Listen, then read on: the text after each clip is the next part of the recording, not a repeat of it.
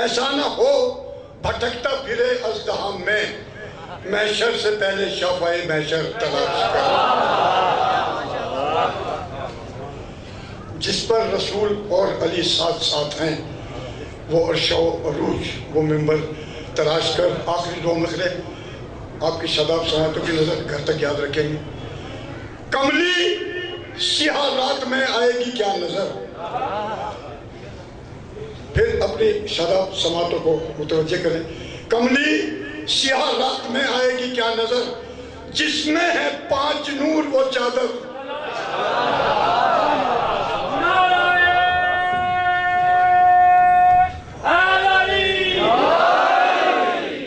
حاضرین کرام، تمام مرحومین کے لیے جو سالہائے گزشتہ ان مجالس میں شرکت کرتے رہے، صف اعزاں میں بیٹھتے رہے، بالخصوص ممبر پہ جنہوں نے خدمات انجام دیں اور آج ہم میں موجود نہیں، پنڈی میں یا باہر، سب مرحومین کے لیے، خصوصاً شہداء کی بلندی درجات کے لیے بآواز بلند صلوات۔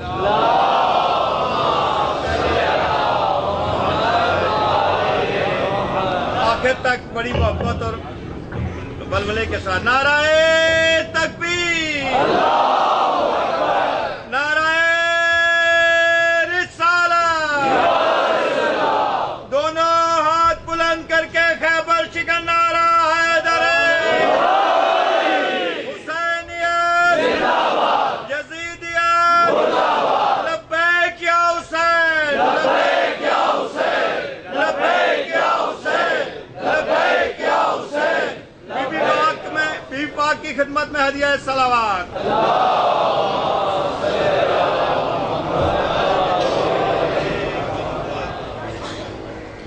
ماشاءاللہ لا حول ولا قوة الا باللہ العلی العظیم۔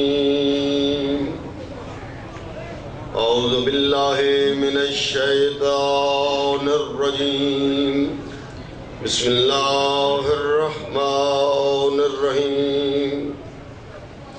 الحمدللہ الواحد الاحد والفرد الصمد الذي لم يلد ولم يولد ولم يكن له كفوا أحد، والصلاة والسلام على أول العدد والعبد المؤيد والرسول المسدد والمحمود الأحمد، حبيب إله العالمين وبالقاسم محمد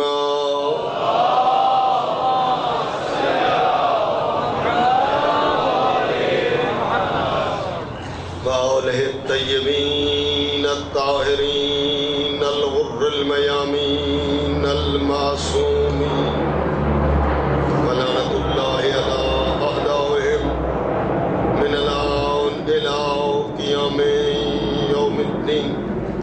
رب اشرح لي صدري ويسر لي أمري واحلل عقدة من لساني يفقهوا قولي، أما بعد فقد قال الله تبارك وتعالى في كتابه المجيد وفرقانه الحميد، بسم الله الرحمن الرحيم، وما آتاكم الرسول فخذوه وما نهاكم عنه فانتهوا واتقوا الله إن الله شديد العقاب۔ الصلوات۔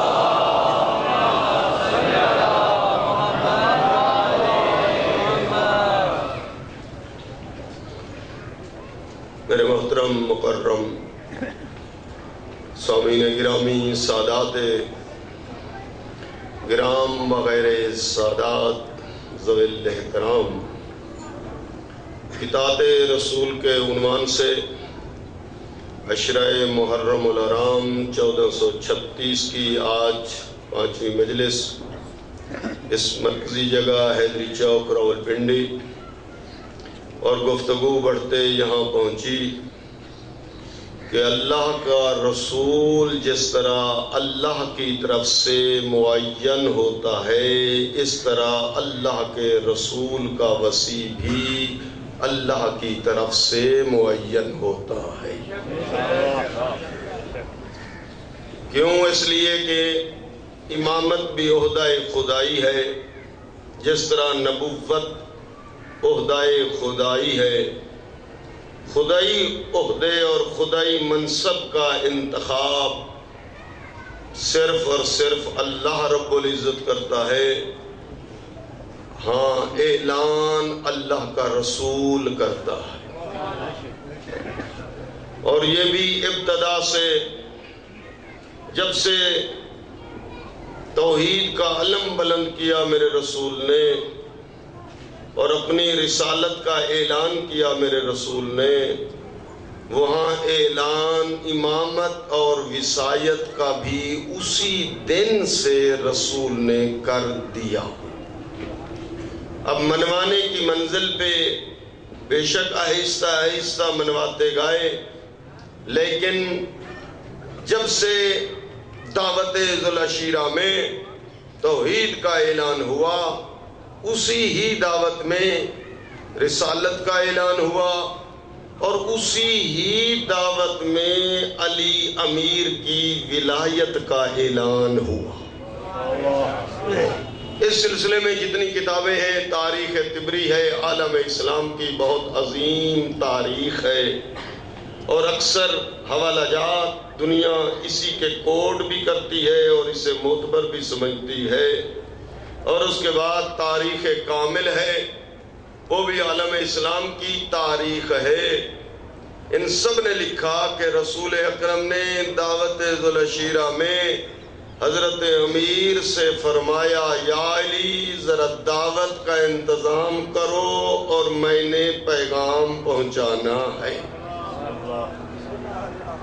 حضرت امیر نے رسول اکرم کے حکم پر دعوت کا انتظام کیا، اور وہ ڈیٹیل بکوں کے اندر درج ہے کہ وہ دودھ کا پیالہ، وہ بکرے کی ران، وہ انتظام، اور کھانے والے یا 40 آدمی جو کم از کم لکھے گئے یا اس سے زیادہ 100 کے قریب۔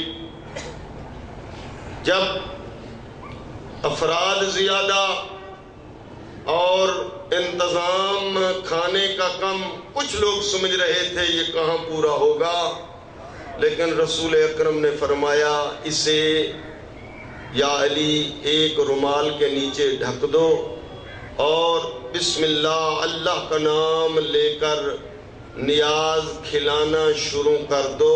آپ کے ہاں تو نیاز بعد میں کھلایا جاتا ہے، دعوت ذوالعشیرہ میں نیاز پہلے کھلائی گئی، پیغام بعد میں سنایا۔ یہ لنگر و نیاز کا سلسلہ دعوت ذوالعشیرہ سے چلا ہے۔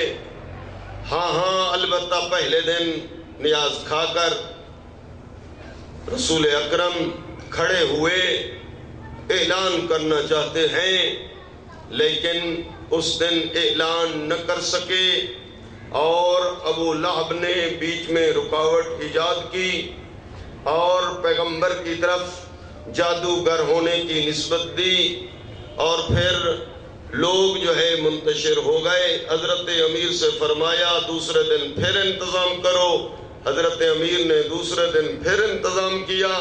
اب جب نیاز کھا چکے، اس وقت حضرت ابو طالب نے فرمایا، میں دیکھتا ہوں کہ آج شرارت کون کرتا ہے۔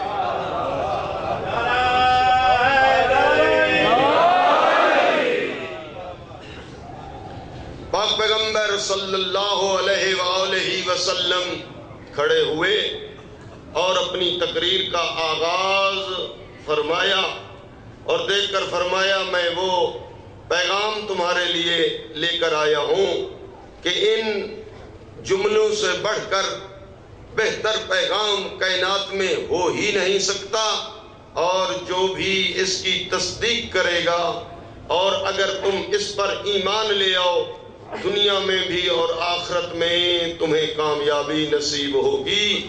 قولوا لا الہ الا اللہ تفلحوا، اللہ کے علاوہ کوئی معبود نہیں، وانی محمد الرسول اللہ، اور میں اللہ کا پیغمبر اور رسول ہوں۔ یہ دو کلمے اللہ کے رسول نے اعلان فرمائے، لا الہ الا اللہ محمد الرسول اللہ، اور اس کے بعد دیکھ کر فرمایا من ینصرنی فی ھذا الامر، اس پورے مجمع میں کون ہے جو میں رسول کی اس پیغام کو پہنچانے میں مدد کرے؟ من ینصرنی فی ھذا الامر، کون ہے جو اس پیغام کو پہنچانے میں میری نصرت و مدد کرے؟ اس وقت تاریخ نے لکھا کہ ایک 13 سالہ جوان کھڑا ہوا، لبیک یا رسول اللہ، اگرچہ سن میرا چھوٹا ہے لیکن میں جان کی بازی لگا دوں گا اور یہ پیغام پہنچا کے رہوں گا۔ لیکن پیغمبر نے بٹھا دیا۔ دوسری دفعہ پھر کہا من ینصرنی فی ھذا الامر، کون ہے اس پیغام کو پہنچانے میں میری مدد کرنے والا؟ کوئی نہ اٹھا، وہی جوان اٹھا۔ پھر تیسری دفعہ جب کہا اور پھر بھی کسی نے جواب نہ دیا تو اسی جوان نے جواب دیا لبیک یا رسول اللہ۔ پیغمبر نے ساتھ یہ بھی ارشاد فرمایا من ینصرنی فی ھذا الامر، جو بھی اس پیغام کے پہنچانے میں میری مدد کرے گا ہوا وزیری و وصی و خلیفتی، وہ میرا وزیر ہوگا، وہ میرا وصی ہوگا، وہ میرا جانشین ہوگا۔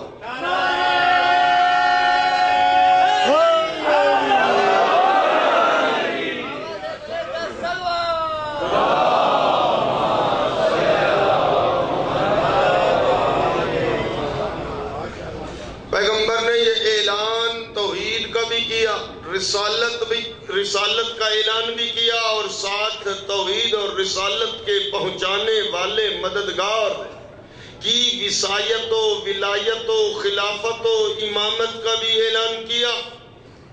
اور 13 سالے جوان نے لبیک کہی۔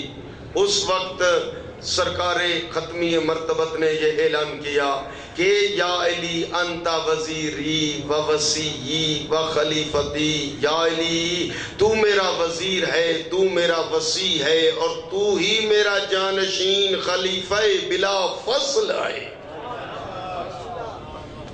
گویا دوسرے لفظوں میں اگر جملے آسان کر دوں، نوجوانوں کے لیے بزرگان کو تو زیادہ علم ہے جی، وہ تصدیق بھی فرمائیں گے، اور ساتھ حوصلہ افزائی اور اس کے ساتھ سرپرستی۔ جملے آسان اس واقعے کو آسانی کی شکل میں پیش کرنے کے لیے یوں کہوں کہ 2 اعلان ہوئے، ایک اعلان نبی نے کیا اور ایک جواب حضرت علی نے پیش کیا۔ حضرت علی نے اٹھ کر یہ جملہ کہا لبیک یا رسول اللہ، اللہ کے رسول میں حاضر ہوں، میں ہی اس پیغام لا الہ الا اللہ محمد الرسول اللہ کو مشرق و مغرب، شمال و جنوب پہنچا کے رہوں گا، قربانی لینی پڑی دوں گا جی، اور جتنا خرچ کرنا پڑا کروں گا، لیکن یہ پیغام لا الہ الا اللہ محمد الرسول اللہ یہ مشرق و مغرب پہنچا کے رہوں گا۔ اس کے مقابلے میں پیغمبر نے جو جواب دیا وہ جواب یہ تھا انت وزیری و وصی و خلیفتی، تو میرا وزیر ہے، تو میرا وصی ہے، تو میرا خلیفہ بلا فصل ہے۔ نبی کی جو لفظیں ہیں ان کو بھی ذہن میں رکھیں، علی کی کہی ہوئی لفظیں جو ہیں ان کو بھی ذہن میں رکھیں، تب جملہ جو ہے مکمل ہو جائے گا۔ ہاں علی نے کہا لا الہ الا اللہ محمد الرسول اللہ، ذات رسالت نے فرمایا انت وزیری و وصی و خلیفتی، گویا نبی نے فرمایا علی ولی اللہ وصی رسول اللہ و خلیفتہ بلا فصل، یہ جملہ نبی نے فرمایا۔ پہلا جملہ لا الہ الا اللہ محمد الرسول اللہ علی نے فرمایا۔ آج دنیا یہ کہتی ہے جو لا الہ الا اللہ محمد الرسول اللہ کہتا ہے اس کا تعلق اہل سنت سے ہے، جو علی ولی اللہ وصی رسول اللہ و خلیفتہ بلا فصل کہتا ہے اس کا تعلق شیعت سے ہے۔ میں کہتا ہوں اگر علی ولی اللہ پڑھنے والا یقیناً شیعہ ہے، ذرا بتائیے کہ تاریخ کا پہلا شیعہ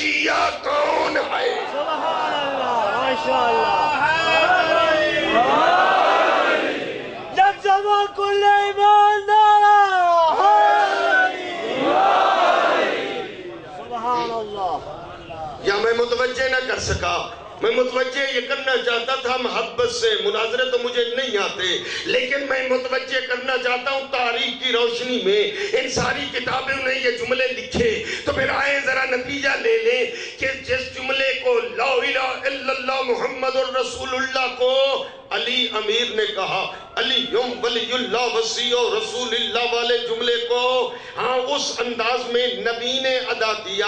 تو پھر یوں کہہ دوں کہ جس جملے کو علی امیر المومنین نے کہا اسے تو ساری دنیا پڑھتی ہے، اور جس جملے کو رسول اکرم نے ادا کیا اسے شیعیان حیدر قرار کہتے ہیں.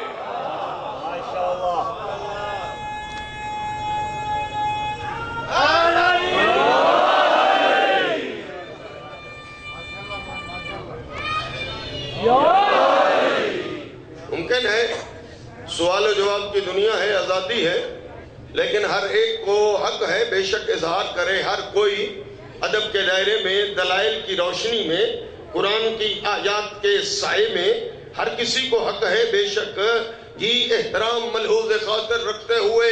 آزادی ضرور ہے لیکن قرآن اور حدیث کو جو ہے اور تاریخ کو سامنے رکھنا چاہیے. سوال کے لیے تو ممکن ہے کوئی آدمی سوال کرنا چاہے سمجھنے کے لیے ایسے تو کر سکتا ہے کہ آپ ہاں علی ولی اللہ پڑھتے ہیں تو کہاں لکھا ہوا ہے قرآن میں؟ میں عرض کروں گا کہ آ جائیں ذرا پڑھ لیں قرآن کریم، پڑھ لیں سورہ المائدہ جس میں ارشاد رب العزت یہ ہوتا ہے انما ولیکم اللہ ورسولہ والذین آمنوا الذین یقیمون الصلاۃ ویؤتون الزکاۃ وہم راکعون. ولایتیں صرف تین ہیں، حکومتیں فقط تین ہیں. حاکم اور سرپرست جن کی ولایت کا اعلان اللہ رب العزت قرآن میں فرماتا ہے، وہ لفظ انما جو شروع میں ہے اس کا معنی ہے کلمہ حصر، صرف اور صرف، فقط و فقط، اونلی فار اونلی. اللہ کی بھری کائنات میں حاکم صرف اور صرف تین ہے. کون؟ انما ولیکم اللہ، تمہارا پہلا حاکم ہے اللہ، ورسولہ، دوسرا حاکم ہے اللہ کا رسول، والذین آمنوا الذین یقیمون الصلاۃ ویؤتون الزکاۃ وہم راکعون. تیسرے حاکم وہ ہیں جو نماز قائم کرنے والے، حالت رکوع میں زکوٰۃ دینے والے. یہ سب نے لکھا کہ یہ آیت قصیدہ بن کر اس وقت نازل ہوئی جب نبی نماز پڑھا رہے تھے اور حالت رکوع میں امیر المومنین پیچھے نماز پڑھ رہے تھے. سائل نے آ کر سوال کیا اور تاریخ نے لکھا، اٹھائیں عالم اسلام کی بکوں نے لکھا کہ جب اس نے سوال کیا امیر کائنات نے ہاتھ میں انگوٹھی تھی، اشارہ کیا، یہ تھے اولو الامر، اشارہ کیا تو تاریخ نے لکھا کہ وہ انگوٹھی علی کے ہاتھ سے اشارے کی وجہ سے اڑی اور سائل کے ہاتھ میں جا پہنچی، اور جبریل یہ آیت لے کر آئے انما ولیکم اللہ ورسولہ والذین آمنوا الذین، اور یہ آئے یعنی تین ولایتوں کا اعلان ہوا. آئیں ذرا لکھ لیتے ہیں اوپر آیت کو اور نیچے لکھ لیتے ہیں کلمے کو. جہاں تک آیت چلی جائے ویسے اس کے مطابق کلمے کو لے جائیں. یہ جبر نہیں ہے، زبردستی نہیں ہے، لیکن بات ہے دلیل کی. آ گیا ہے کوئسچن تو اس کا جواب ضرور پیش کرنا چاہیے. اوپر لکھا انما ولیکم اللہ، نیچے ہم نے پڑھ دیا لا الہ الا اللہ. آیت نے کہا وَرَسُولُهُ، ہم نے نیچے پڑھا محمد الرسول اللہ. اب اگر آیت رکتی ہے تو کلمے کو روک دو، اور اگر آیت آگے بڑھتی ہے والذین آمنوا الذین یقیمون الصلاۃ ویؤتون الزکاۃ وہم راکعون، تو اس کے ذیل میں ہم پڑھتے ہیں علی ولی اللہ وصی رسول اللہ وخلیفتہ بلا فصل. آیت منواتی گئی اور ہم ذیل میں پڑھتے گئے.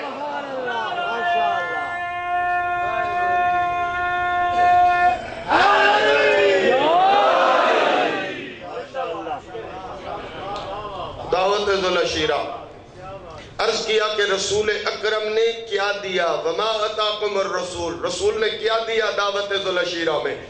توحید کا اعلان کیا میرے نبی نے.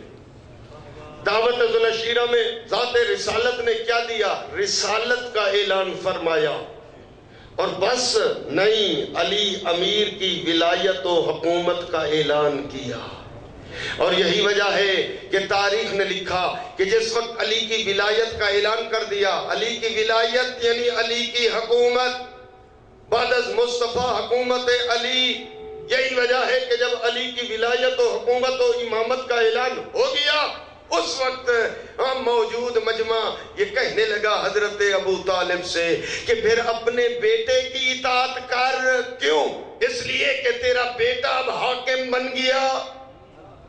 یعنی وہ بھی سمجھ رہے تھے کہ دعوت ذوالعشیرہ میں جہاں توحید کا اعلان ہوا، نبی کی نبوت و رسالت کا اعلان ہوا، وہاں علی کی ولایت و امامت و خلافت کا اعلان ہوا۔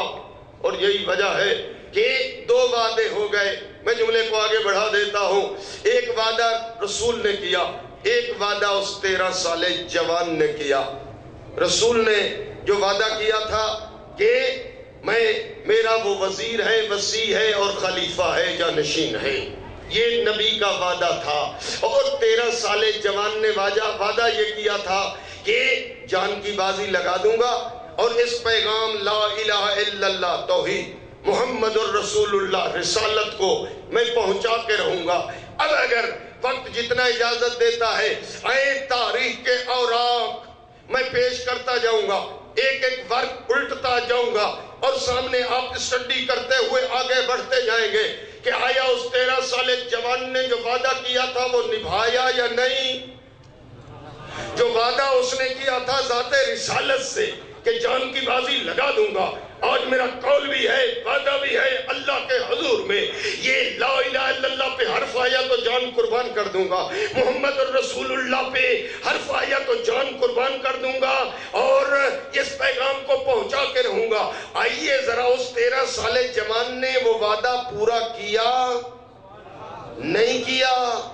کیا تو نبی نے کیا سندیں دیں، اللہ نے کیا ڈگریاں قرآن میں اتاری۔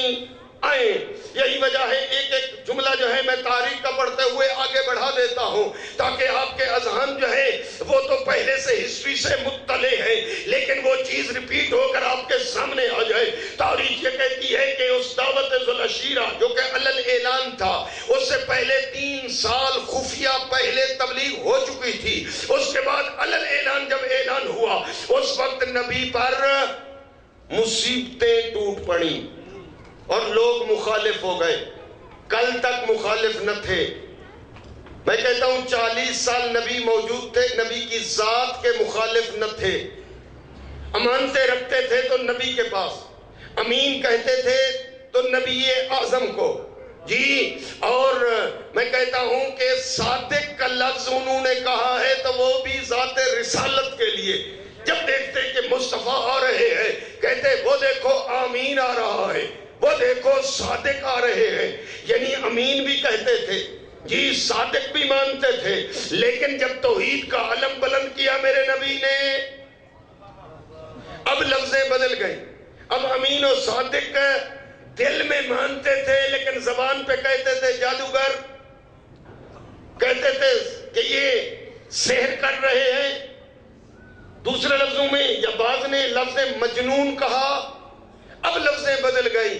تاریخ یہ کہتی ہے کہ حتیٰ بعض دفعہ نبی کو انہوں نے پتھر مارنے کا انتظام بھی کیا، اور اس وقت عمران ابو طالب کے پاس بھی آئے اور عمران ابو طالب کو کہنے لگے کہ اپنے بھتیجے کو روک دیجئے، ہمارے بتوں کی نفی نہ کرے، ایک خدا کی توحید کا اعلان نہ کرے۔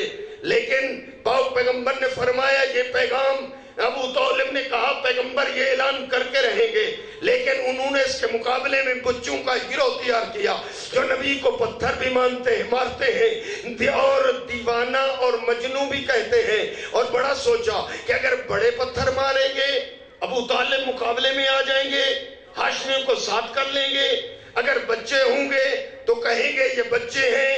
تو اس وقت یہاں عمران ابو طالب نے ان کو سمجھایا، لیکن وہ نہ مانے، دیکھ کر کہنے لگے یہ بچے ہیں، بچے کب تک رکیں گے، ایک دفعہ روکیں گے پھر یہ شروع شروع کر دیں گے. ہاں یہ بچے ہیں, لیکن اس وقت عمران ابو طالب نے کہا پھر گھبرانے کی ضرورت نہیں ہے, اس کی حفاظت کے لیے بھی ایک 13 سالہ بچہ موجود ہے.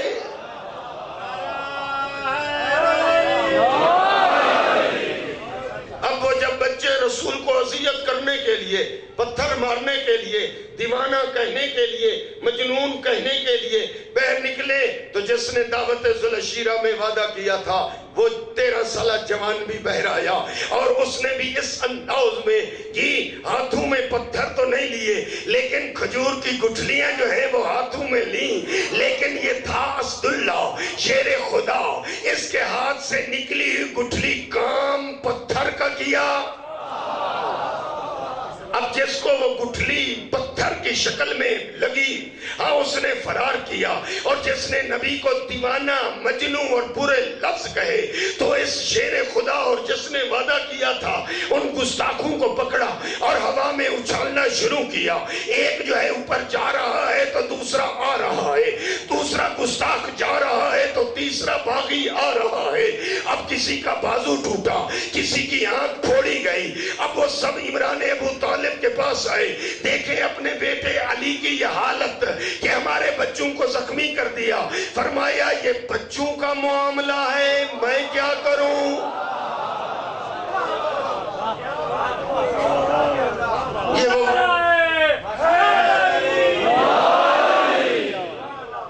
یہ وہ وعدے کی کڑیاں تھیں جو 13 سالے جوان نے دعوت ذوالعشیرہ میں ذات رسالت کے سامنے اللہ کے حضور میں وعدہ کیا تھا کہ اس پیغام توحید اور رسالت کو میں پہنچا کے رہوں گا, قربانی دوں گا, جی خرچ کروں گا, جو کچھ مجھے نثار کرنا پڑا کروں گا, لیکن یہ توحید اور رسالت پہنچا کے اور بچا کے رہوں گا.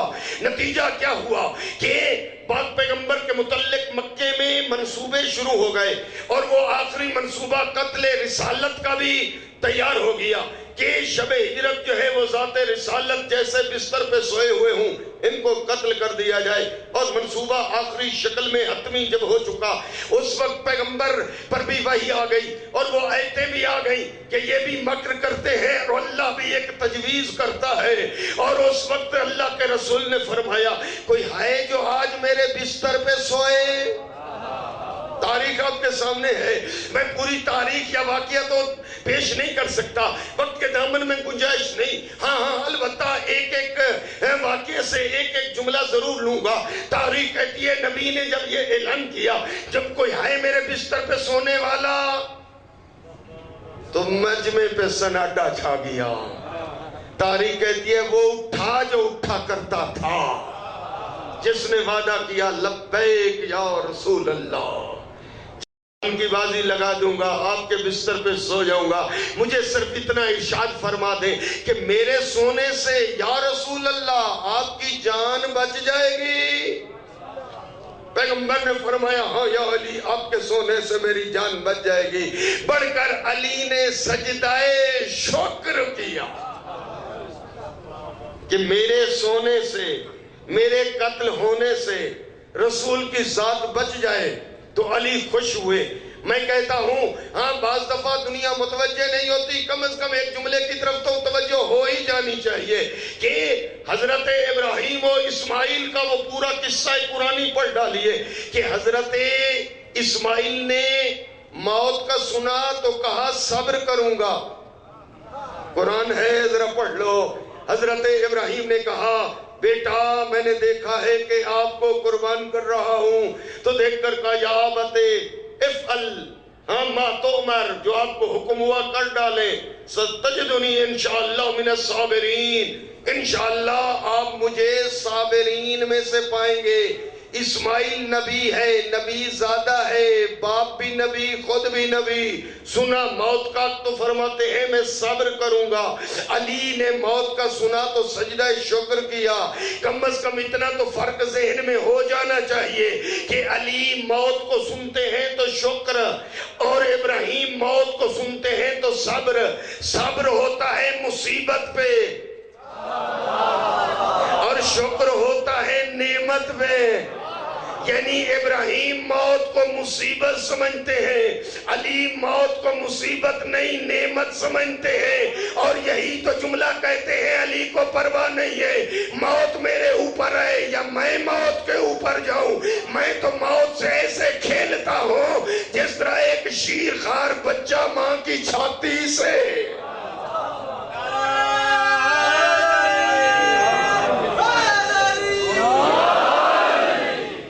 سو گئے امیر المومنین، بستر رسول پر، اور پوری ڈیٹیل آپ کے سامنے ہے، اور اللہ رب العزت کو یہ سونا اتنا پسند آیا کہ آیت نازل ہو گئی، بسم اللہ الرحمن الرحیم، وَمِنَ النَّاسِ مَن يَشْرِي نَفْسَهُ ابْتِغَاءَ مَرْضَاتِ اللَّهِ وَاللَّهُ رَءُوفٌ بِالْعِبَادِ، کہ سونے والا سو گیا، بیچنے والے نے بیچ دیا، خریدنے والے نے خرید۔ اب وہ طول و تفصیل کی طرف میں نہیں جا سکتا، یعنی دعوت ذوالشیرہ میں 13 سالے جوان نے جو وعدہ کیا تھا موت کے بستر پہ سو کر شب ہجرت، اس وعدے کی کڑی کو جو ہے وہ نبھایا، اور اللہ سے داد یوں وصول کی کہ اللہ نے قرآن کی آیت نازل کر کے سند و ڈگری دے دی۔ نبی یہاں سے روانہ ہو گئے، اور پھر وہ مدنی زندگی کا آغاز ہوتا ہے۔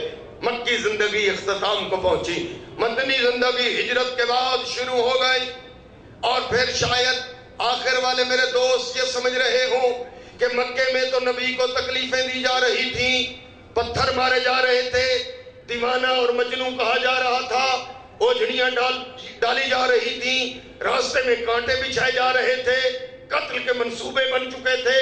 لیکن جب نبی مدینے میں پہنچے اور دعوت اہل مدینہ اہل یثرب پر، تو وہاں تو میرے نبی کو کوئی تکلیف نہ آئی ہوگی، اور بڑے سکون سے وہ 10 سال جو ہے نبی نے گزارے ہوں گے۔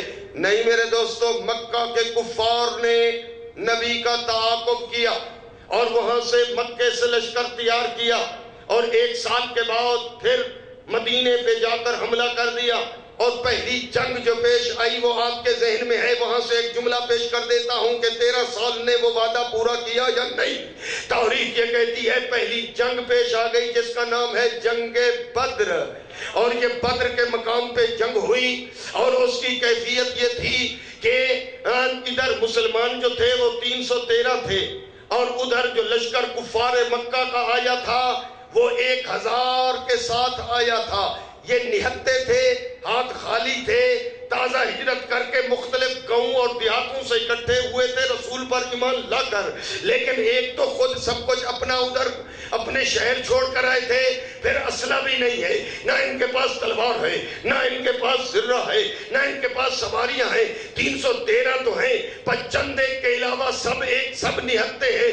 تاریخ یہ کہتی ہے کہ ادھر سے 1000 جب مسلح ہو کر مدینے پر چڑھائی کی۔ اب یہ جملے تاریخ کیا قرآن کی آیات سے پڑھو کہ اس وقت مسلمانوں کے دل جو ہے یہ حناجر گلے تک آ گئے، گھبرائے ہوئے تھے، گھبراہٹ اس حد تک آ گئی تھی کہ اللہ رب العزت نے جبریل کو بھیج دیا۔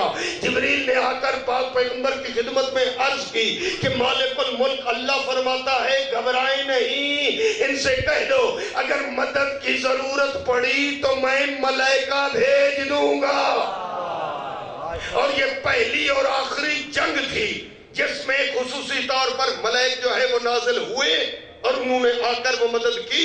میں جنگ تو نہیں پڑھ سکتا، میں وہاں سے ایک جملہ جو ہے اس 13 سالے جوان جس نے وعدہ کیا تھا پورا کرنا چاہتا ہوں کہ اب تاریخ یہ کہتی ہے جیسے اس 1000 کے لشکر نے 313 پر حملہ کیا اور جنگ جو ہے وہ شروع ہو گئی، اور تاریخ یہ کہتی ہے کہ جنگ کا اختتام جب ہوا تو اس میں کیفیت یہ تھی کہ 70 آدمی جو ہے 70 آدمی کفار مکہ کے فنار و سکر ہو گئے، اور باقی 1000 میں سے 930 بچے، اور 930 میدان چھوڑ کر بدر کا مقام چھوڑ کر دوڑے، میدان چھوڑ کر بھاگے، صحرا میں اور ٹیلوں میں ہوئے اکٹھے، جہاں دور جا کر ایک دوسرے سے باتیں کرنے لگے، ارے تو کیوں بھاگا، تو اپنے آپ کو بہادر کہتا تھا، ارے تو کیوں بھاگا؟ تو کہتا تھا میں رانی خان ہوں، وہ کہتا تھا میرے برابر کوئی شجاع و بہادر اور نڈر نہیں ہے۔ ایک دوسرے کو یہ جب کہنے لگے، ہر ایک کی زبان پہ یہ جملہ تھا، مرے میں اس لیے بھاگا میرے پیچھے علی آ رہا تھا، دوسرا کہتا ہے میرے پیچھے علی، تیسرا کہتا ہے میرے پیچھے علی، میرے پیچھے علی۔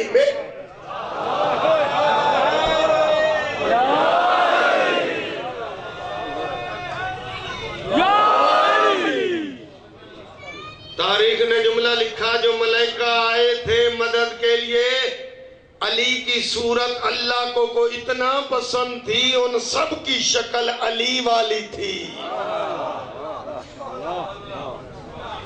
اور پھر آئیں، جملہ دوسرے لفظوں میں یوں کہوں کہ وہ جنگ جو ہے فتح میں بدلی، اور البتہ وہ جو 70 فی النار و سقر ہوئے، اگر ان کی تعداد دیکھنا چاہیں، کتاب ہے الارشاد حضرت علامہ شیخ مفید علیہ الرحمہ، اس کے اندر وہ نام کفار کے لکھے ہوئے ہیں، اور جن جن کی تلوار سے فی النار و سقر ہوئے، وہ تلواریں بھی لکھی ہوئی ہیں، اور ذرا اگر مطالعہ کرنا چاہیں تو اس میں لکھا ہوا ہے کہ 36 آدمی اور اس کے مقابلے میں 34 آدمی جو فی النار و سقر ہوئے، نبی کے باقی ساتھیوں نے اور اللہ کے ملائکہ نے جو مل کر مارے، ان کی تعداد تھی 34۔ اکیلے علی نے جو جہنم پہنچائے، ان کی تعداد تھی 36۔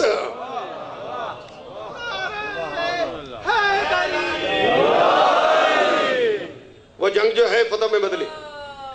اللہم صلی علی محمد و آل محمد۔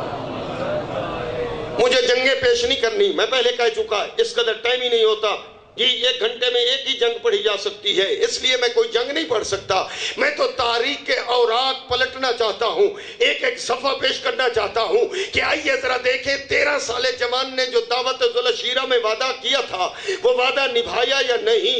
جب نبی کو پتھر مار رہے تھے تو جواب کس نے دیا؟ قتل نبی کے منصوبے بن گئے تو بستر رسول پہ رات کو کون سوئے؟ بدر میں نبی پر حملہ ہوا تو مقابلے میں حفاظت کے لیے جوان کون آیا؟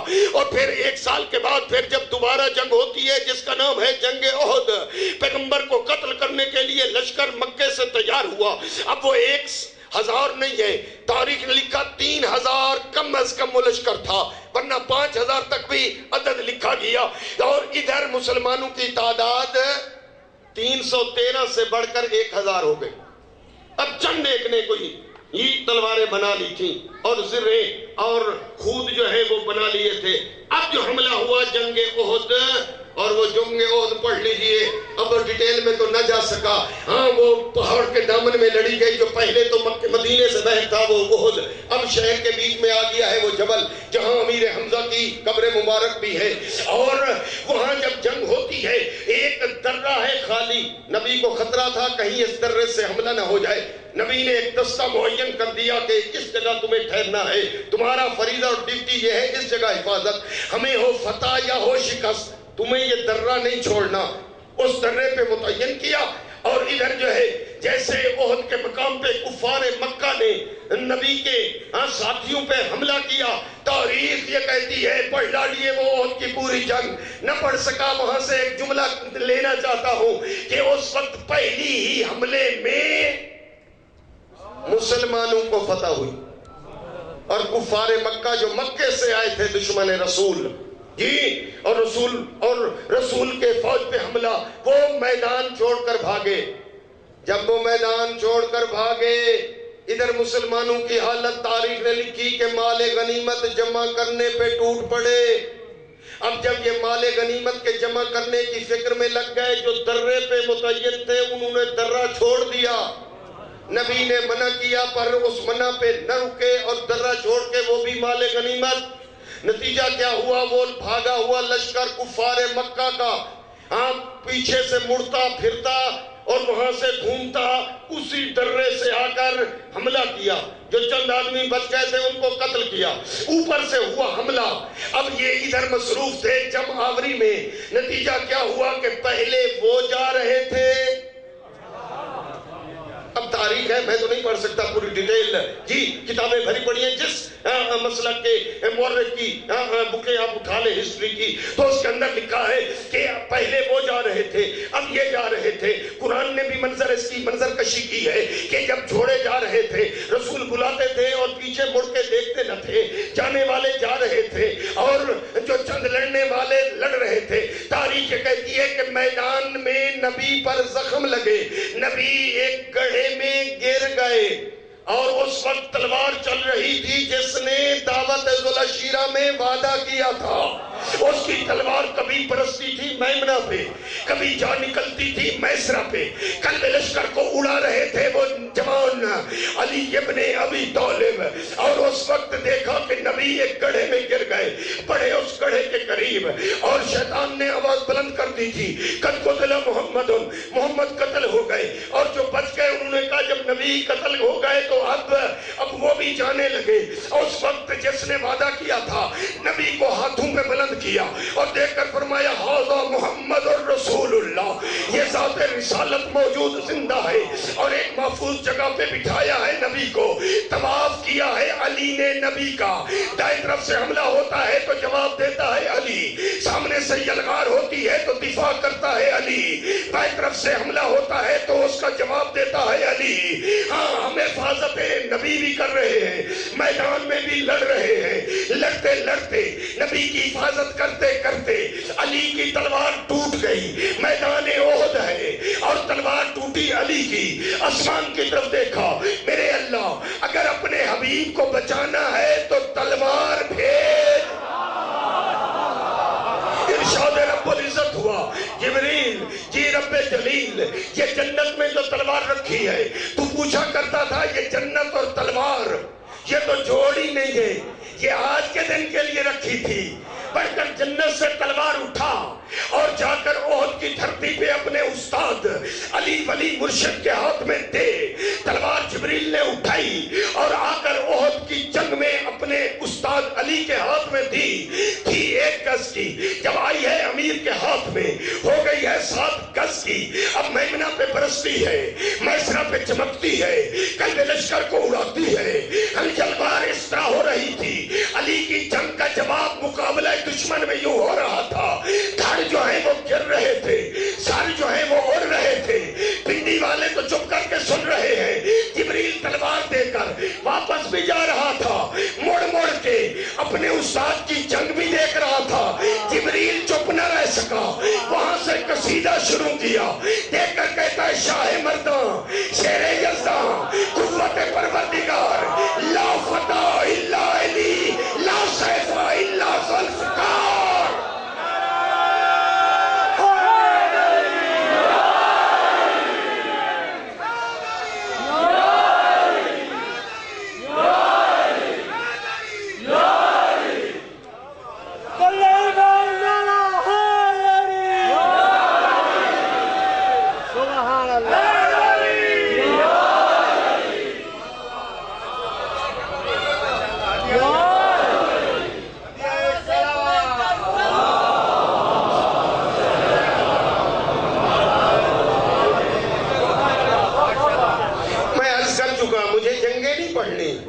اور نہ جنگوں پڑھنے کا یہ وقت ہے نہ گنجائش۔ میں تو اصل میں دعوت ذوالعشیرہ میں ما آتاکم الرسول فخذوہ وما نہاکم عنہ فانتہوا، دعوت ذوالعشیرہ میں رسول نے کیا دیا، میں تو اس کے چند جملے آپ کی خدمت میں تاریخ کے اوراق الٹتے ہوئے سامنے کر دیتا ہوں، اسٹڈی آپ کر لیجئے۔ آپ پہ سارا وہ معلومات کا ذخیرہ حوالے کرتے ہوئے آپ کے حوالے کرتا ہوں کہ دیکھیں جو وعدہ کیا تھا وہ 13 سال جوان نے نبھایا یا نہیں، وہ پورا کیا تو کیسے اور کیوں کر، جی نبی کی حفاظت ہوئی یا نہیں، اور اگر نہ ہوتے علی تو پھر ذات رسالت کے جہاں قتل کے منصوبے بن چکے تھے، جی ہاں تو پھر آپ کو یہ سمجھنا چاہیے کہ آپ تک اسلام پہنچا ہے تو کس کے دفاع اور قربانیوں کے صدقے۔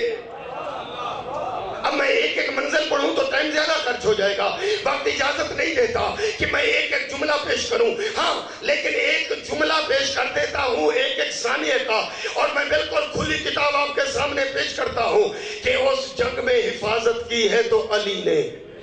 پھر شاید کوئی دوست سمجھنے لگے ہوں کہ بس معاملہ ہی ختم ہو گیا ہوگا، نہیں میرے دوستو، ٹھیک سال بعد پھر کفار مکہ نے مکہ سے لشکر تیار کر کے چڑھائی کی ہے مدینے پر، اور مدینے میں آ کر تیسری جنگ لڑی ہے جس جنگ کا نام ہے جنگ خندق۔ اور مجھے نہیں معلوم کہ بچے متوجہ ہیں یا نہیں، بڑے تو متوجہ ہیں، یقیناً ان کا علم مجھ سے بھی زیادہ ہے جی ہاں۔ تو میں یہ جملہ کہوں کہ جنگ خندق وہ جنگ ہے جس کا دوسرا نام ہے جنگ احزاب۔ کیوں نام ہے احزاب؟ حزب کی جمع، جتنے قبیلے، جتنے گروہ، جتنے ٹولے اور پارٹیاں آپس میں بگڑی ہوئی تھی، نہیں بنتی تھی ان کی آپس میں، ان سب کی میٹنگ ہوئی، کہا اگرچہ آپس میں ہمارے اختلافات ہیں اپنی جگہ پر، لیکن رسول عربی کے مقابلے میں جانا ہے، لہذا سب ایک ہو جاؤ۔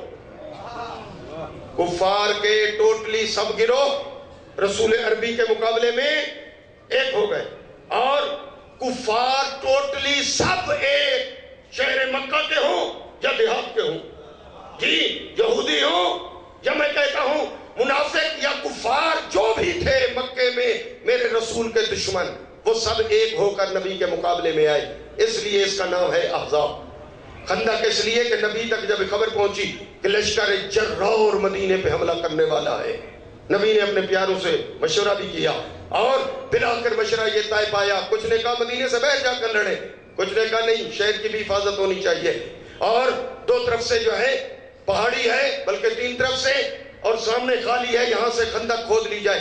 سلمان فارسی کا مشورہ، اور پوری ڈیٹیل آپ کے سامنے نہیں پڑھ سکتا پورے کو واقعات جی۔ اب وہاں سے جنگ خندق جو ہے اس سے پہلے خندق کھودی گئی، اور پھر دشمن جیسے وہاں سے اتنی کثرت کی وجہ سے تھا، تکبر کے ساتھ دوڑتے ہوئے خوشی سے دشمن رسول کفار مکہ ناچتے ہوئے، اور خوشی سے بھی اتنا لشکر ہے، یہ مٹھی بھر مدینے میں مسلمان، یہ کیا کریں گے ہمارا مقابلہ؟ آج ہم حملہ کرتے ہیں مدینے پر، اینٹ سے اینٹ بجا دیں گے، نہ رہیں گے کوئی مدینے میں مسلمان، ٹوٹلی مسلمان ہے تو مدینے میں، کلمہ پڑھنے والے مدینے میں، قاری قرآن مدینے میں، حفاظ قرآن مدینے میں، رسول مدینے میں، نثارون مدینے میں، پوری توحید کے ماننے والے مدینے میں۔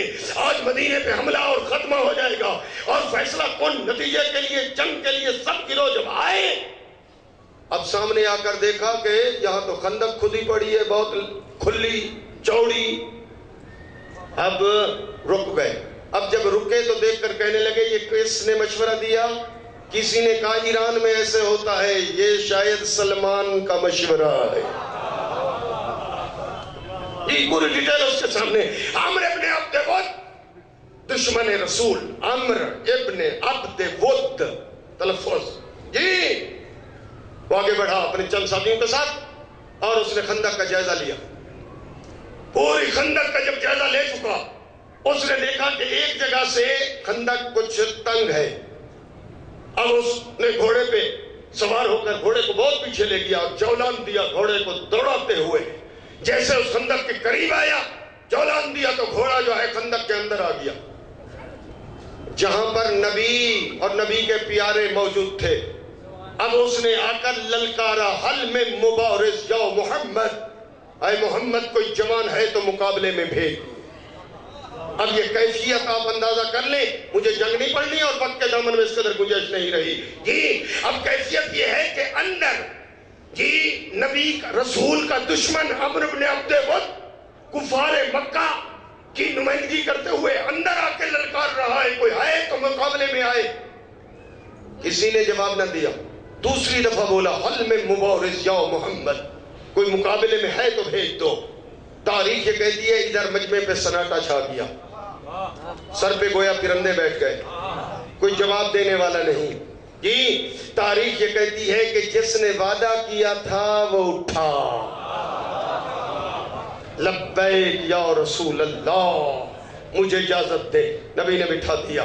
تیسری دفعہ جب اس نے للکارا، اور بعض روایتوں کے مطابق اس نے اس کے ہاتھ میں جو نیزہ تھا نبی کے خیمے پہ جا کر دے مارا، اور دیکھ کر کہا حل میں مبارز، کوئی جوان نہیں مقابلے میں، اتنا دیر سے میں للکار رہا ہوں، میری تلوار سے کوئی جنت میں جانے کو تیار نہیں ہے، اگر عقیدہ ہے تو کیوں نہیں آتے مقابلے میں؟ جب خیمہ رسول پہ نیزہ مارا، رسول نے فرمایا کوئی ہے جو اس کتے کو جواب دے؟ عجیب جملہ ہے، اگر توجہ کرو گے تو تاریخ کا وہی جملہ کہو جس نے وعدہ کیا تھا، اٹھا لبیک یا رسول اللہ، مجھے اجازت دے دو۔ اس وقت نبی نے اجازت دی ہے۔ ہاں، مجمع کے سامنے نبی نے اپنی دستار علی کے سر پہ رکھی، اپنی زرہ جو ہے علی کو پہنائی، علی کی اپنی تلوار شادی کے موقع پر، جی زرہ جو تھی وہ زرہ بک گئی، جی اپنی زرہ نبی نے پہنائی، اور علی جو ہے زرہ رسول کی پہن کر، خود بھی رسول کا پہن کر، امامہ بھی رسول کا پہن کر، جی چلے۔ مقابلے میں کون ہے؟ عمرو بن عبد ود۔ ادھر جانے والا کون ہے؟ علی۔ آپ تو یہی دو نام یاد رکھیں گے، ادھر علی، ادھر عمرو بن عبد ود، لیکن اور نبی کی زبان سے سنیں ادھر کون ہے ادھر کون ہے۔ جیسے ادھر نبی نے علی کو بھیجا، علی چلے، نبی نے فرمایا برز الایمان کلہ الی الکفر کلہ، یہ کل ایمان جا رہا ہے کل کفر کے مقابلے میں، سمجھا دیا علی کل ایمان ہے، اس کا مقابل کل کفر ہے۔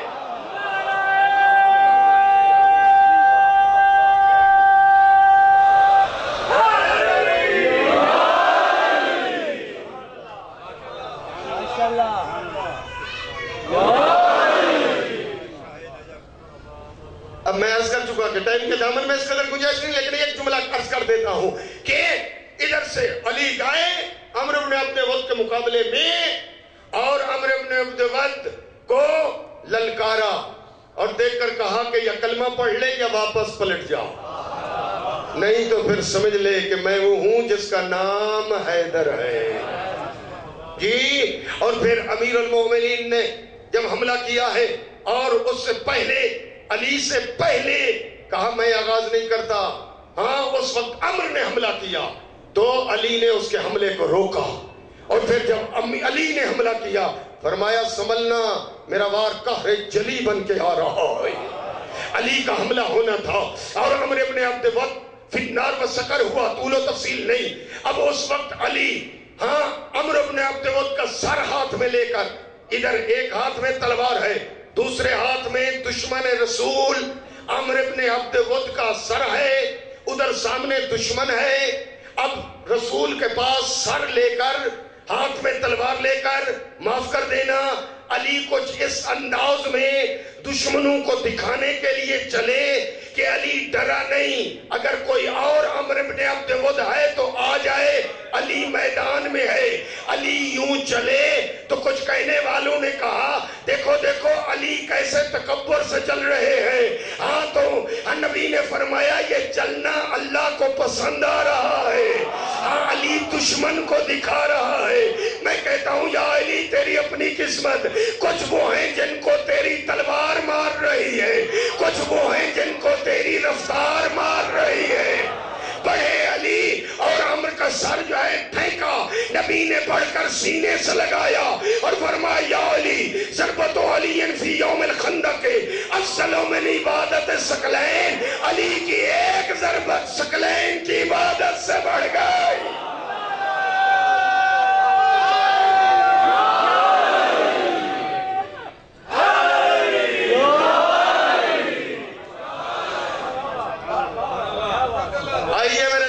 میں بار بار عرض کر رہا ہوں کہ مجھے نہ جنگیں پڑھنا ہے، ورنہ ہر جنگ کی تمہید اور اس کو ڈیٹیل سے جس طرح حق ہوتا ہے اس طرح پیش کیا جائے، لیکن نہیں ہے دامن میں گنجائش، وقت کے دامن میں، تو چھوڑ رہا ہوں ایک ایک جملہ تاکہ عرض تو کرنا چاہتا ہوں 13 سالے جوان نے وہ وعدہ جو کیا تھا وہ نبھایا یا نہیں، پورا کیا ہے یا نہیں؟ اگر پورا کیا ہے تو نبی نے کیا ڈگری دی ہے، نبی نے کیا حدیث بیان کی ہے؟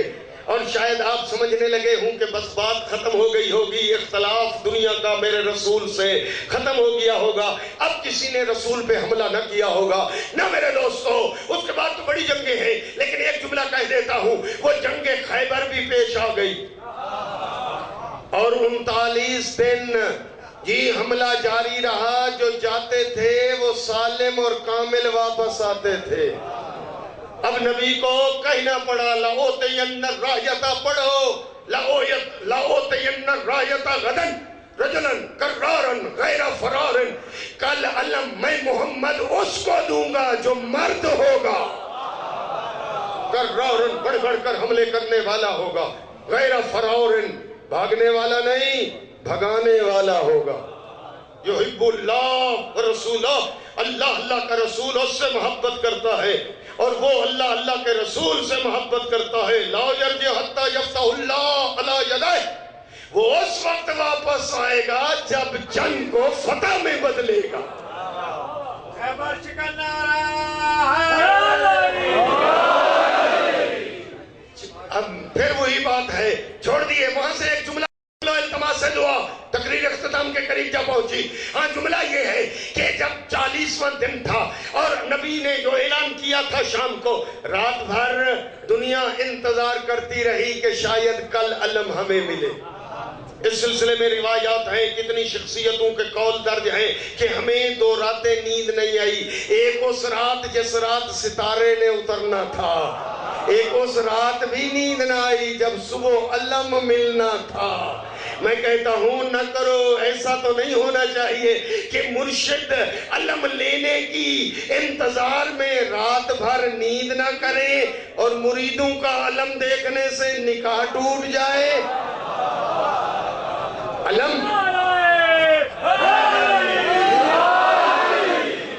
یہ علم رسول ہے، رسول اکرم کا علم ہے جو منسوب ہو گیا علی کے ساتھ، منسوب ہو گیا غازی عباس کے ساتھ۔ اصل میں یہ علم رسول اعظم صلی اللہ علیہ وآلہ وسلم ہے۔ اس لیے میں جملہ کہوں، اب جب چلے ہیں علی، اب یہاں بھی جملہ ہے، چلے ہیں علی جی، اب جب علی چلے ہیں اور اس وقت مرحب و انتر و پوری ڈیٹیل آپ کے سامنے، جیسے مرحب اور اس کی بہن بلندی پہ دوسری منزل پہ قلعے کی چوٹی پہ یہ منظر دیکھ رہی تھی تو دیکھ کر کہتی ہے مرحب یہ جوان جو آ رہا ہے نا، اس سے جنگ نہیں کرنا۔ کہا کیوں؟ کہا جو پہلے آتے رہے ہیں ان کو بھی دیکھتی رہی، یہ جو جوان آ رہا ہے اسے بھی دیکھ رہی ہو۔ ہاں جو پہلے آتے تھے کبھی دائیں دیکھتے تھے، کبھی بائیں دیکھتے تھے، کبھی مڑ کے پیچھے دیکھتے تھے، لیکن یہ جو جوان آ رہا ہے نہ دائیں دیکھتا ہے، نہ بائیں دیکھتا ہے، نہ پیچھے دیکھتا ہے، اس کی نگاہ جو ہے یا خیبر کے در پہ ہے یا تیرے سر پہ ہے۔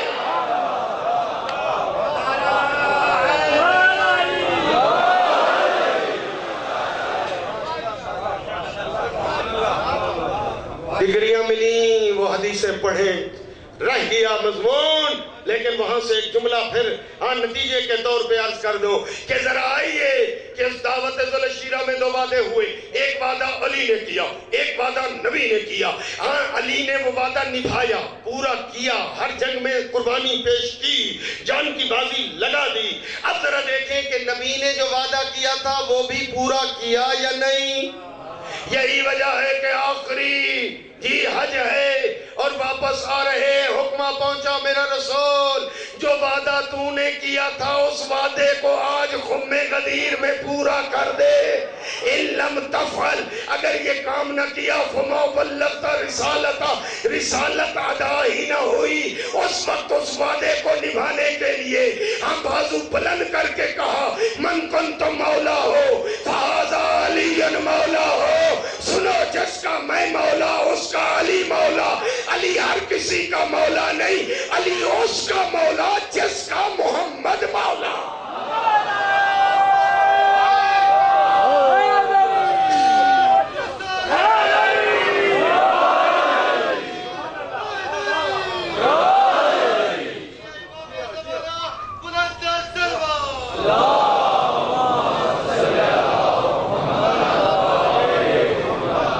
رسول اکرم نے حق ادا کر دیا جی، اور آئیے یہی وجہ ہے کہ اس وقت بھی اور قیامت تک کے لیے. جی جو فرمان میرے نبی نے اور جس کو نقل کرنے والے امام زین العابدین دیکھ کر ارشاد فرماتے ہیں میرے چوتھے آقا سجاد کہ اپنے نانے کی فرمائی ہوئی حدیثوں کو بیان کرنے والے اپنے شاگرد زرارہ کو کہتے ہیں الناس علی فی زماننا علی ستۃ طبقات.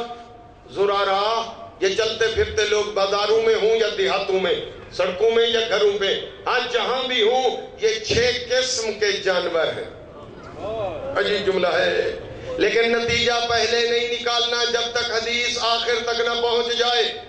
آخری جملے سے حدیث واضح ہو جائے گی کہ فرمانا کیا چاہتے ہیں. اسد، ذئب، ثعلب، کلب، خنزیر، شاۃ. امام فرماتے ہیں گویا نانے کا علم دے رہے ہیں جو رسول اکرم نے دیا.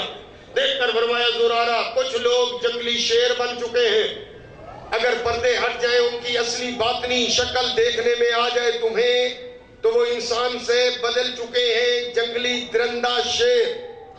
ذئبن، کچھ لوگ بھیڑیے بن چکے ہیں، ظاہر میں انسان اندر میں بھیڑیے.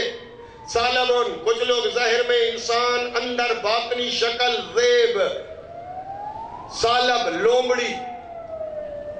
کلبن، کچھ لوگ جو ہیں وہ سگ کتے کی شکل میں بدل چکے ہیں. اسدن، ذئبن، ثعلبن، کلبن. خنزیرن، کچھ لوگ جو ہیں ظاہر میں انسان پر اندر میں خنزیر سور بن چکے ہیں. شاۃن، کچھ لوگ ظاہر میں انسان اور اندر میں بکری بن چکے ہیں. حوالہ دیکھنا چاہے جو میرا دوست، چونکہ ٹائم نہیں ہوتا، ڈیٹیل جو دیکھنا چاہتا ہے کتاب ہے الخصال شیخ صدوق علیہ الرحمہ جو امام زمانہ کی دعاؤں سے پیدا ہوئے، اس عالم کا نام ہے شیخ صدوق. اس کی کتاب ہے الخصال، اس کا باب ہے 6 اور حدیث ہے آخری 6 باب کی آخری حدیث جس میں امام فرما رہے ہیں. زرارہ دیکھ کر عرض کرتا ہے مولا یہ کون ہے؟ فرمایا کہ جیسے کرتوت ویسی شکلیں، جیسے اعمال جیسے افعال ویسی ان کی باطنی معنی اندر والی شکل کیفیت.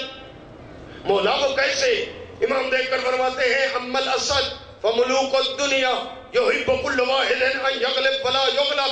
سرکار فرماتے ہیں زرارہ شاگرد ہے میرے آقا کا، زرارہ سن، جو لوگ دل میں یہ تمنا اور خواہش رکھتے ہیں اور ان کے افعال سے یہ سرزد ہوتا ہے کہ سب آ کر مجھے سلام کریں میں کسی کو سلام نہ کروں، سب میری حاضری بھرے میری بیٹھک پر، سب میرے ساتھ رابطہ نوکر چاکر بن کر میرے سامنے رہے، میرا سلطہ غلبہ ان کے اوپر رہے، میرے سامنے کوئی نہ بولے، میں نے جو کہہ دیا بس وہ کرو. فرمایا ایسے لوگ ظاہر میں انسان ہیں، ناک کان ہاتھ چہرہ ضرور ہے ظاہر میں، لیکن اندر میں جنگلی درندے وحشی شیر بن چکے ہیں. اگر پردے ہٹ جائیں تو دیکھے گا وہ 4 پائے ہیں اور دم لگی ہوئی ہے. اسد ذئبان، فرمایا کچھ لوگ بھیڑیے. مولا وہ کون؟ فرمایا ہم تجارکم یضمون اذا اشتروا ویمدحون اذا باعوا. ایسے تاجر جو جنسوں میں ملاوٹ کرنے والے، ایسے تاجر جو جنس خریدتے ہیں تو عیب نکالتے ہیں تاکہ کم قیمت پہ مل جائے، جب وہ اپنی دکان پہ رکھتے ہیں تو فضائل پڑھتے پڑھتے تھکتے نہیں، کہتے ہیں گاہک کو کہ یہ تو فارن کی چیز ہے، تو میرا دوست ہے دیتا ہوں ورنہ کوئی اور ہوتا تو نہ دیتا، یہ تو شے اصلی ہے، یہ تو اتنے فضائل. جی یہ جنس میں ملاوٹ، شے ہے باسی، لیبل ہے تازی کا. جی یا ملاوٹ یا جھوٹی قسمیں یا بےایمانی کرنے والے، 2 نمبر چیزیں بیچنے والے اور اگلے گاہک کو دھوکہ دینے والے. فرمایا ظاہر میں حضرت انسان لگے پڑے ہیں لیکن اندر میں ذئب بھیڑیے بن گئے. اگر پردے ہٹ جاتے اصلی شکل تمہیں نظر آتی تو بھیڑیے کی شکل میں بدل چکے. ذئب ثعلب، فرمایا کچھ لوگ ہیں لومڑی. زرارہ عرض کرتا ہے مولا لوگ اور لومڑی، فرمایا باطنی شکل اندر کی کیفیت نا. مولا وہ کون ہے؟ امام دیکھ کر فرماتے ہیں جی علم لیا ہوا رسول اکرم کا جو چوتھے امام ارشاد فرما رہے ہیں. فرمایا اما الثعلب، وہ لوگ ہیں کہ یعقلون بأدیانہم ولا یکون فی قلوبہم ما یصفون بألسنتہم، ایسے لوگ جن کی زبان پہ کچھ ہے اور اندر کچھ، زبان پہ تیری تعریفیں کریں گے پر پس پوش تمہیں گالیاں دیں گے، ظاہر میں تیرے فضائل لیکن اندر میں تیرے متعلق بری نیت، دو رخے منافق، دو کیفیتیں. فرمایا یہ ظاہر میں حضرت انسان لگے پڑے ہیں لیکن اندر میں کیا بن چکے ہیں؟ لومڑی. اسد ذئب ثعلب کلب. فرمایا کچھ لوگ کتے کی شکل میں بدل چکے ہیں، باطنی البتہ اندر کی کیفیت، ظاہر میں حضرت انسان ہیں، پھر رہے ہیں بازار میں اور سڑکوں پر دنیا میں. مولا وہ کون؟ فرمایا الذین، یہ وہ لوگ ہیں کہ جو دنیا کو گالیاں دیتے ہیں اور ان کو ڈانٹتے ہیں یا ان کو نقصان دیتے ہیں ناحق. یعنی دوسرے لفظوں میں اگر کوئی ان کے سامنے آئے تو جھوٹے پرچے کٹوا دیتے ہیں، چوری کروا دی، اس کی پٹوائی لگوا دی، چونکہ ان کی چلتی ہے، گروہ تیار کیا ہوا ہے انہوں نے، ناجائز کسی پہ ظلم کرنے والے، کسی غریب کو مارنے والے، پیٹنے والے. فرمایا ظاہر میں حضرت انسان ہے، اندر میں سگ. اسد ذئب ثعلب کلب خنزیر. فرمایا کچھ لوگ ہیں خنزیر. مولا کون؟ معاف کرنا اشارہ کر کے آگے بڑھ جاؤں گا. ہم المخنثون واشباہہم لا یدعون الی فاحشہ الا اجابوا. فرمایا ایسے لوگ جو گندگی کے اڈوں پہ جانے والے، برائی اور فحاشی کے مراکز تلاش کرنے والے، نجاست اور گڑھوں میں گرنے والے. فرمایا یہ ظاہر میں تو انسان نظر آئیں گے لیکن اگر پردے ہٹ جائے باطنی شکل دیکھیں تو یہ خنزیر کی شکل میں بدل گئے ہیں. کیوں؟ اس لیے کہ فحاش، عیاش، ارجا مطلق جنرل ہے حدیث، کوئی راولپنڈی اسلام آباد کے لیے نہیں ہے، پوری امت رسول، پوری دھرتی کے لیے. اور اس کے بعد فرمایا اسد ذئب کلب خنزیر شاۃ. فرمایا کچھ لوگ ہیں جو بکری، یہ جتنے جانور پہلے بیان ہوئے وہ حرام جانور تھے، اور جو آخر میں بکری یہ حلال گوشت جانور. اور بکری کے اپنے فضائل بھی ہیں، گھر میں پالنا، اس کے پوری ڈیٹیل نہیں جا سکتا ادھر، لیکن وہاں فرمایا کہ کچھ لوگ ہیں بکری. مولا وہ کون؟ حدیث کو پورا سننا، آخر میں نتیجہ لینا.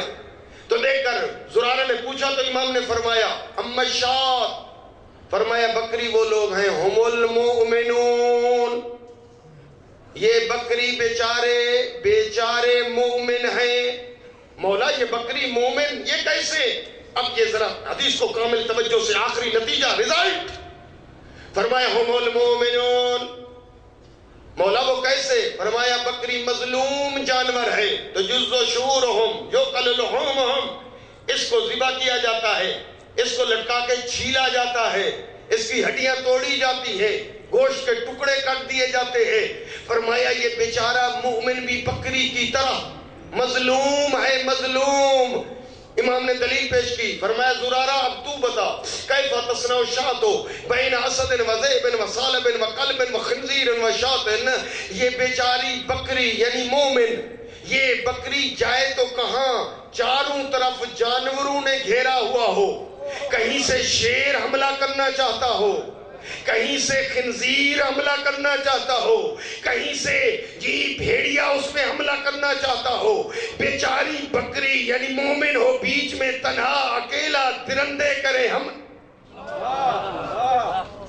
شاید آخر تک بات نہ پہنچ سکی. التماس سے دعا کرتے ہوئے اس حدیث کی یوں ایکسپلینیشن کر دو کہ حج کا موقع ہے، ابھی بھی حج گزرا ہے تازہ، حاجی واپس آ رہے ہیں، امام سجاد طواف بیت اللہ کر رہے ہیں، ابو بصیر ساتھ ہے.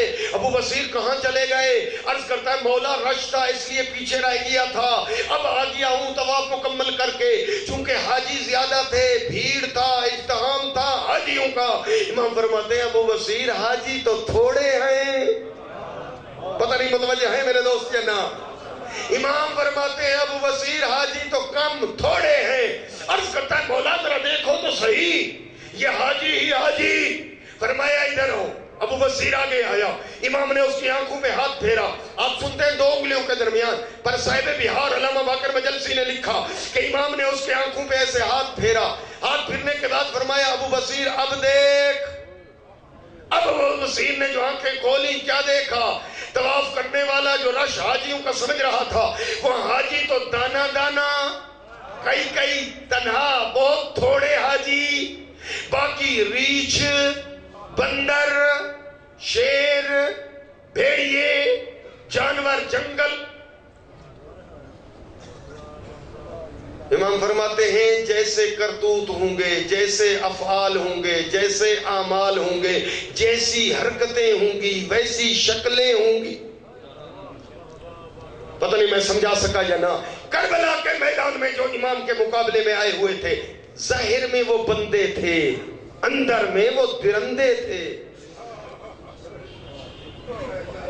کربلا کے میدان میں یا جنہوں نے امام سے مدینہ چھڑایا یا آل نبی کے قاتل یا اہل بیت یا بچوں کو تماچے مارنے والے ظاہر میں وہ انسانی شکل لبادہ تھا. جی آؤ میں جملہ عرض کروں. یہی تو وجہ ہے کہ امام عالی مقام نے اپنا ایک سفیر کوفے روانہ کیا. جب جناب مسلم کو روانہ کیا ہے اور خط بھی لکھ کر دیا ہے کیونکہ مسلسل کوفے والوں کے خط آ رہے تھے امام عالی مقام کی طرف. اب وہ ڈیٹیل تو نہ پڑھ سکا. جب مسلم پہنچ گئے کوفے 18,000 آدمی نے بیعت کر لی اور مسلم نے خط بھی لکھ کر امام کو روانہ کر دیا. راہ ہموار ہے مولا آپ کوفے آ جائیے. ادھر یزید تک اطلاع جا پہنچی. ابن زیاد کو کوفے کا گورنر بنا کر بھیج دیا گیا. شام کے ٹائم آنا سیاہ امامہ پہننا فرزند رسول جی ہاں کا اعلان کرنا تاکہ دنیا کو دھوکہ ہو جائے اور وہ آ کر دارالامارہ پہ قبضہ کرنا پوری ڈیٹیل اور دنیا کو آ کر دھمکانا اور کہنا جو بھی مسلم کا ساتھ دے گا اس کو قتل کر دیا جائے گا. وہ وقت بھی آیا کہ مسلم سفیر حسین اکیلے رہ گئے. وہ وقت بھی آیا ہاں ان دھمکیوں کی وجہ سے گھر لوٹ لیے جائیں گے تمہارے بچے قتل کر دیے جائیں گے جو مسلم کے ساتھ ہوگا. ہانی قتل ہو گئے. اور وہ وقت بھی آیا کہ مسلم توہ کے دروازے پہ بیٹھے تھے اور توہ نے دروازہ کھولا مسلم کو بٹھایا. صبح ہوئی اور جاسوسی ہو گئی اور اس وقت فوج آ پہنچی دروازے پر. مسلم اٹھ کر جانے لگے. توہ نے کہا آپ باہر نہ جائیں. فرمایا اگر میں باہر نہ گیا یہ اندر آ جائیں گے. گھر کی حرمت کا مجھے خیال ہے اسے اندر نہیں آنا چاہیے. میں کہوں گا مسلم کربلا ہوتے دیکھتے کہ یہ ظالم خیام کے اندر کیسے آ گئے. انہوں نے جناب مسلم پہ حملہ کیا. تاریخ ایسے کہتی ہے کہ مسلم تنہا کوفے کی گلیوں میں لڑ رہے تھے اور کوفے کی چھتوں سے مسلم پر پتھر پھینکے جا رہے تھے. جگہ جگہ گڑھے کھود دیے گئے. مسلم یہاں سے وہاں تک جنگ کرتے وہاں سے جہاں تک جنگ کرتے. کوئی وہاں سے پتھر پھینکتا. معاف کرنا لکھا ہے کہ چھتوں سے مسلم پر آگ پھینکی گئی.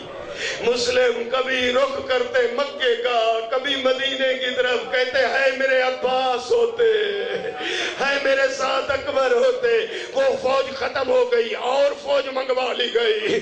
اب انہوں نے سمجھا کہ ہاں علی کے شیر کو یہ گرفتار نہیں کر سکتے. جھوٹے وعدے دے کر جھوٹی باتیں کر کے جھوٹی امان دی گئی اور مسلم کی جنگ روکی گئی اور مسلم کو گرفتار کر لیا گیا.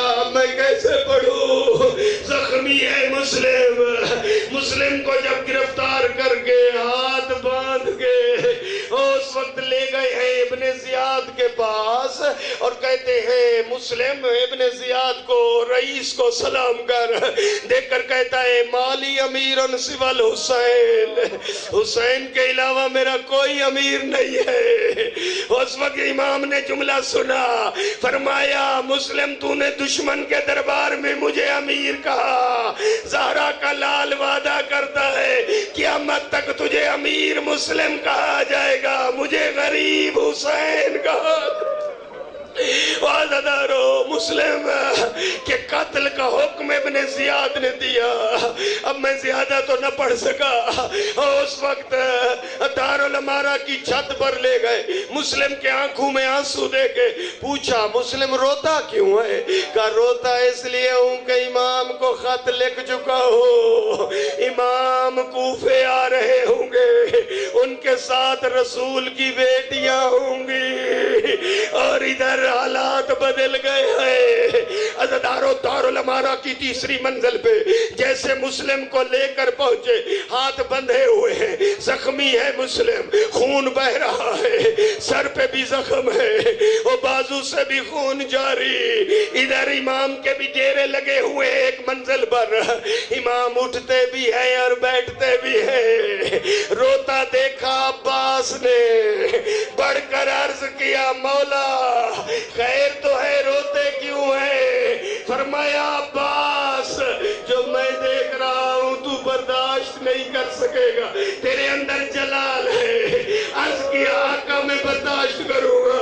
امام فرماتے ہیں عباس میری 2 انگلیوں کے درمیان دیکھ۔ عباس نے کیا دیکھا؟ دارالمارا کی چھت ہے، کوئی اسیر ہے، ہاتھ بندھے ہوئے ہیں، سر جھکا ہوا ہے، کہتا ہے مولا اگر بھولوں نہیں تو بھائی مسلم ہے، تجھے مازارہ کا واسطہ مجھے پہنچا دے کوفے۔ کہا عباس میں نے کہا تھا برداشت نہیں کرو گے، کہا مولا میں جنگ نہیں کروں گا۔ کیا کرے گا عباس؟ مولا میں جھولی دراز کروں گا، اپنے بھائی کا سر اپنی گود میں لوں گا۔ فرمایا عباس دارالمارا کی چھت کے نیچے نگاہ کر۔ عباس نے کیا دیکھا؟ ایک کالے برقعے والی بیوی جس نے دامن دراز کیا ہوا ہے، کہتی ہے آ میرے حسین کا سفیر۔ عزادارو ادھر سے تلوار چلی، پہلے سر گرا، پھر تیسری منزل سے جسم گرا۔ جب بھی کوئی لاش زمین پہ ہو کہا جاتا ہے 4 پائی لاؤ، پر راول پنڈی والے مجھے معاف کرنا، تاریخ کہتی ہے 4 پائیاں نہیں کوئی رسیاں منگوائی گئی، مسلم کے لاشا سے باندھی گئی۔ سفیر حسین کبھی اس بازار کبھی اس بازار۔